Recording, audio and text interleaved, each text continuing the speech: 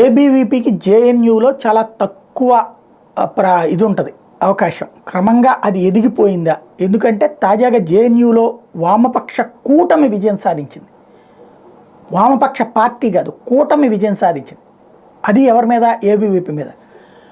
పలు పార్టీలు జట్టు కట్టి ఒకళ్ళని ఓడించడానికి ఎట్లాంటి ప్రయత్నం చేస్తాయో అట్లాగే ఇక్కడ పలు సంస్థలు కలిసి జట్టు కట్టి ఏబీవీపీని ఓడించినాయి. అంటే అక్కడ అంత స్థాయిలో ఎదిగింది అనేది డౌటు.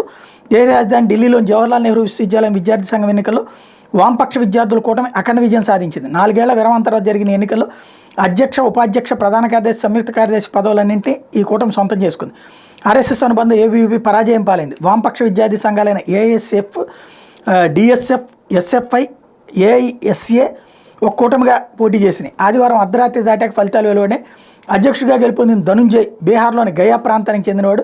1996-97లో బత్తిలాల్ భైరవ తర్వాత ఆ పదవికి ఎన్నికైన తొలి దళిత విద్యార్థి ధనుంజయ్. ఉపాధ్యక్షుడిగా అభిజిత్ ఘోష్ ఎస్ఎఫ్ఐ ఎన్నికయ్యారు. వామపక్ష విద్యార్థి కూటమి బలపరిచిన ప్రియాంశి ఆర్య బిర్సా అంబేద్కర్ పూలే విద్యార్థి సంఘం ప్రధాన కార్యదర్శి పదవిని, మహమ్మద్ సాజిద్ సంయుక్త కార్యదర్శి పదవిని గెలుచుకున్నారు. టోటల్గా చూస్తే ఏబీవీపీ మీదన ఇంతమంది జట్టు కట్టారంటే కాస్త ఎదిగిందని, అదే సందర్భంలో ఇంతమందిని కలిపి తట్టుకునే స్థాయికి ఇంకా ఎదగలేదని.